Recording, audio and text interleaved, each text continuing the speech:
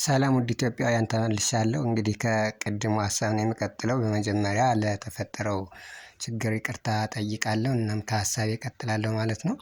እንግዲህ ቅድም በገለጽኳቸው ምክንያቶች እንግዲህ መንግስት አለ ወይ የለም የሚሉትን መወሰን እንችላለን ማለት ነው። እንግዲህ ምንድነው? በዚህ ሰዓት ኢትዮጵያ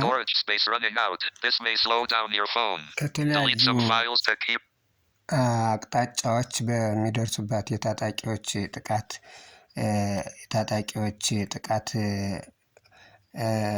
የተነሳ እንግዲህ የዜጎቿን ደህንነት ማስጠበቅ የማትችልበት ደረጃ ላይ ደርሳለች። ይህ ማለት ምንድነው? እንግዲህ መንግስት በግልጽ ተዳክሟል ሀገሪቱን የመምራት አቅም አጥቷል።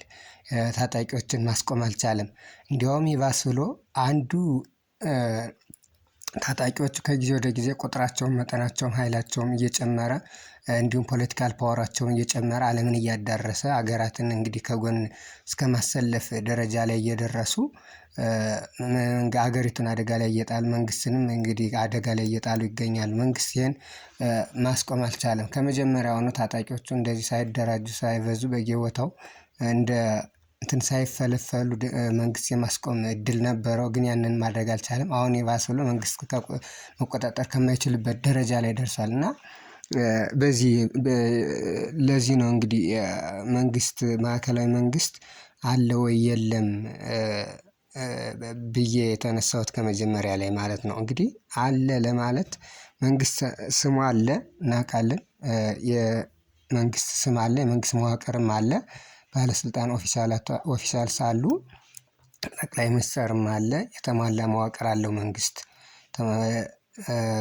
በዚህ አጋጣሚ ቀላል የማይባል ሰራዊትም አለው ሰራዊቱም ቢሆን ቀላል የሚባል አይደለም። መንግስት አሁን የሌለው ምንድነው? ብለን ከጠየቅን የመንግስት የህዝብ ድጋፍ እና የህዝብ ቅቡልነት የህዝብ ድጋፍ የተለየው መንግስት ነው። እና የህዝብ ድጋፍ የሌለው መንግስት ደግሞ አለ ለማለት እና ነገሮችን በአግባቡ ለማከናወን እንደዚህ አይነት ከባባድ ጥቃቶችን ለመመከት እና ሀገሪቱን በተሻለ መንገድ ለማስቀጠል ይቸገራል። ምክንያቱም ህዝብ መንግስት የትኛውንም ነገር የሚያገኘው ከህዝብ ነው። ሁሉም ነገር የሚመነጨው የመንግስት ፓወር በጠቅላላው የሚመነጨው ከህዝብ ነው። ህዝብ ነው የመንግስት ፓወር መጀመሪያውንም ስልጣኑን የሚሰጠው ህዝብ እንዳለው እንደሆነው የተለያዩ ድጋፎችንም የሚያገኘው ከህዝብ ነው። እና ህዝብ ያልተቀበለው ወይም ደግሞ ህዝብ ያልደገፈው መንግስት ደግሞ ምንም ነገር ማድረግ አይችልም። አሁን ኢትዮጵያ ውስጥ ያለውም ይሄ ነው። ህዝቡ መንግስት የህዝቡ ድጋፍ የለውም። ህዝቡ መንግስት ነው ተብሎ ኢትዮጵያ ውስጥ የተቀመጠውን ፓርቲ አይደግፈውም ወይም ደግሞ አማሯል ህዝቡን አማሯል የተማረረ የተቆጣ የተበሳጨ የተንገላታ በረሃብ በጦርነት በተለያዩ ሰው ሰራሽ ችግሮች እየተንገላታ ያለና አዲስ ሀገሪቱን በሰላማዊ መንገድ የሚመራና ሰላምን የሚያስከብር ችግሮችን የሚፈታ መንግስት ይፈልጋል። ምንም እንኳን በአደባባይ ወጥቶ ይሄን ባይጠይቅም በተለያዩ መንገዶች ግን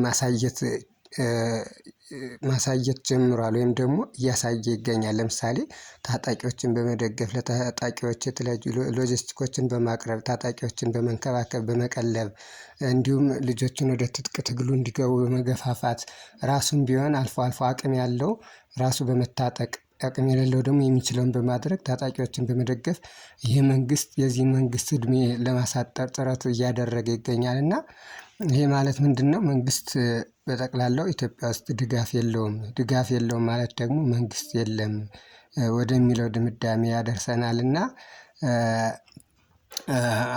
እኛም ቢሆን እንግዲህ ያው መንግስት እንዲኖር ስለምንፈልግ ሀገራችን ስለምንፈልጋት ያለ መንግስት እንድትኖር ወደ ዘመነ መሳፍንት ተመልሶ እንዳይመጣ ስለምንፈልግ ካለን ጉጉት አንፃር ምናምን ነው። እንጂ አሁን ኢትዮጵያ ውስጥ መንግስት አለ ብለን ለመከራከር የምናነሳው ውሃ የማያነሳ ፖይንት የለም። እና እንደምታዩት በአራት በአምስት አቅጣጫ በተለይ በዋናነት በሶስት አቅጣጫ መንግስት ከታጣቂዎች በሚደርስበት ጥቃት ከፍተኛ መስመድመድ ከፍተኛ ውድቀት እየደረሰበት ነው። እንግዲህ አሁን እምቦይባስ ተብሎ